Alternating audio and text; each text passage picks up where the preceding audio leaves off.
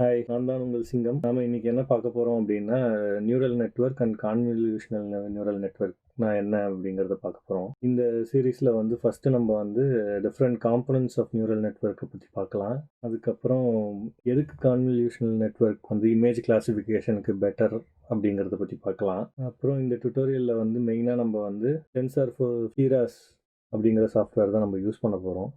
Use பண்ணி அதை வந்து மாடல் பில்ட் பண்ணுறதுக்கும் எப்படி அந்த மாடல் பில்ட் பண்ணி அதை வந்து இம்ப்ளிமெண்ட் பண்ணுறதுங்கிறத பற்றி பார்க்க போகிறோம். மெயினாக வந்து நம்ம இமேஜ் கிளாஸிஃபிகேஷனை பற்றி பார்க்க போகிறோம்.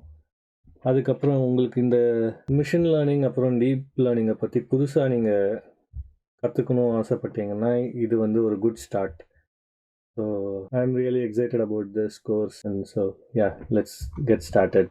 உங்களுக்கு என்னெல்லாம் தெரிஞ்சிருக்கணும் அப்படின்னு பார்த்தீங்கன்னா, பேசிக்காக பைத்தான் பேசிக் தெரிஞ்சிருந்தால் போதும்.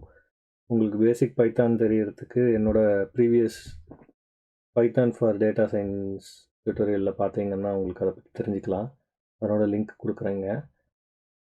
அதுக்கப்புறம் அப்படி தெரியலன்னா கூட ஒன்றும் கவலைப்பட வேண்டாம், நான் ரொம்ப பேசிக்காக தான் சொல்லிக் கொடுக்க போகிறேன். அப்புறம் ஜூபிட்டர் நோட் புக் பற்றி தெரிஞ்சுக்கணும். அது எப்படி ஒரு செல் எப்படி க்ரியேட் பண்ணுவீங்க, அதுக்கப்புறம் அந்த புதுசாக எப்படி செல்லை ரன் பண்ணுவீங்க அப்படிங்கிறதெல்லாம் தெரிஞ்சிருந்தால் நல்லது. ஸோ அப்படி தெரியலன்னா கூட நான் இதில் கொஞ்சம் அதை பற்றியும் கவர் பண்ணுவேன். அதை பற்றி தெரிஞ்சுக்கணும் அப்படின்னா என்னோடய ப்ரீவியஸ் வீடியோலாம் கூட பார்த்தீங்கன்னா அதை பற்றியும் தெரிஞ்சுக்கலாம். ஸோ அதுக்கப்புறம் நான் இதனோட எக்ஸசைஸ் ஃபைல்ஸ்லாம் என்னோடய கிட்டப் பேஜில் போட்டுறான்னு இருக்கேன். அந்த கிட்டப் பேஜில் போய் எடுத்துக்கலாம். So let's get started. So நம்ம ஆர்டிஃபிஷியல் நியூரல் நெட்வொர்க் பார்க்குறதுக்கு முன்னாடி முதல்ல நியூரான்ஸ்னால் என்ன, அப்புறம் வந்து ஆர்டிஃபிஷியல் நியூரான்ஸ்னால் என்னங்கிறத பார்க்கலாம். அதுலேருந்து எப்படி ஆர்டிஃபிஷியல் நியூரல் நெட்வொர்க்ஸ் வந்தது அப்படிங்கிறத பார்க்கலாம். ஸோ ஃபஸ்ட் நீங்கள் இப்போ என்ன பார்க்குறீங்கிறத யோசிங்க. ஸோ இதில் வந்து நீங்கள் என்ன பார்க்குறீங்க, ஒரு 2 நிமிஷம் பார்த்துட்டு இது என்ன சொல்லுவீங்கன்னா, ஏதோ ஒரு நம்பர் எழுதியிருக்காங்க வரிசையாக, ஒரு 0லேருந்து 9 வரைக்கும் ஒரு டேபிள் மாதிரி ஒரு நம்பர் எழுதியிருக்காங்கங்கிறது நம்மளுக்கு தெரியும். ஆனால் இதை பார்த்த உடனே நீங்கள் எப்படி ரெகக்னைஸ் பண்ணீங்க? சின்ன வயசுலேருந்து இந்த மாதிரி நம்பரை நம்ம பார்த்துருப்போம் இல்லையா? ஸோ அந்த மாதிரி பார்க்கும்போது உங்களுக்கு பார்க்க அந்த நம்பரை வந்து ரெகக்னைஸ் பண்ண முடியுது. இதையே நீங்கள் கம்ப்யூட்டரில் ப்ரெடிக்ட் பண்ணுறதுக்கு எப்படி ப்ரெடிக்ட் பண்ணுவீங்க? இப்போ ஒரே மாதிரி எழுதினா அதை ஈஸியாக ப்ரெடிக்ட் பண்ண முடியும். ஸோ இப்போ வந்து இந்த 6 எல்லாம் பார்த்தீங்கன்னா இந்த 6 வேறு மாதிரி இருக்குது, இந்த மாதிரி இந்த 2 வேறு மாதிரி இருக்குது. ஸோ இதெல்லாம் எப்படி ப்ரெடிக்ட் பண்ணுவீங்க? ஸோ கம்ப்யூட்டருக்கு நீங்கள் எப்படி ஒர்க் பண்ணுறீங்கிறத, உங்கள் மூளை எப்படி ஒர்க் ஆகுது அப்படிங்கிறத பார்த்துட்டு அதே மாதிரியே கம்ப்யூட்டரையும் ஒர்க் பண்ண வச்சுருக்காங்க. ஸோ அதுதான் பேசிக்காக ஆர்டிஃபிஷியல் நியூரல் நெட்வொர்க்ஸ். இப்போ வந்து மெயினாக உங்கள் மூளை எப்படி ஒர்க் ஆகுது அப்படின்னா, முதல்ல ஒரு நியூரான்ஸ் வந்து மெயினான ஃபங்க்ஷன் பண்ணுது நம்ம மூளையில்.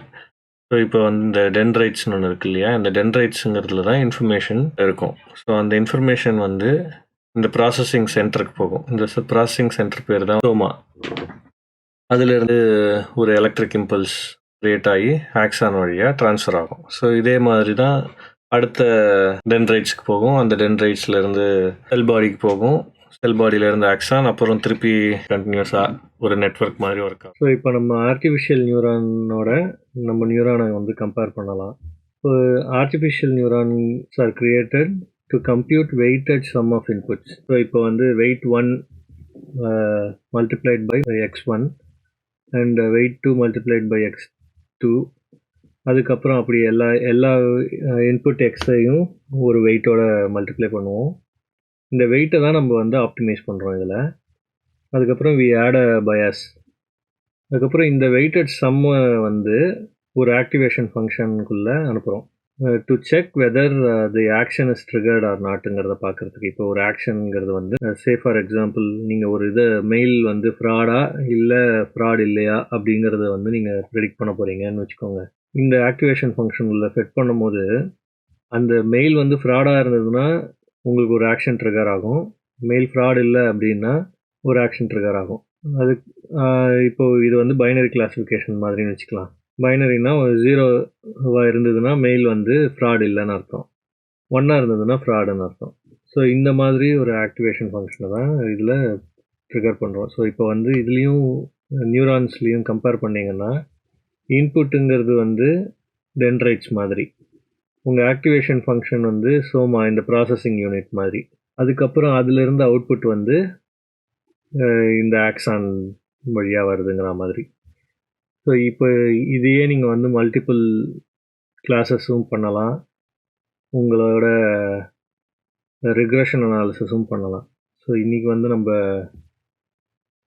பேசிக்காக நியூரல் நெட்வொர்க்னா என்னன்னு பார்த்தோம். இதில் வந்து நெக்ஸ்ட் கிளாஸில் வந்து வில் சி கிரேடியன்ட் டிசன்ட் மெத்தடை பற்றி படிக்கலாம். தேங்க்யூ. இந்த வீடியோ உங்களுக்கு பிடிச்சிருந்ததுன்னா லைக் பண்ணுங்கள், ஷேர் பண்ணுங்கள், சப்ஸ்கிரைப் டு லேர்ன் வித் சிங்கம்.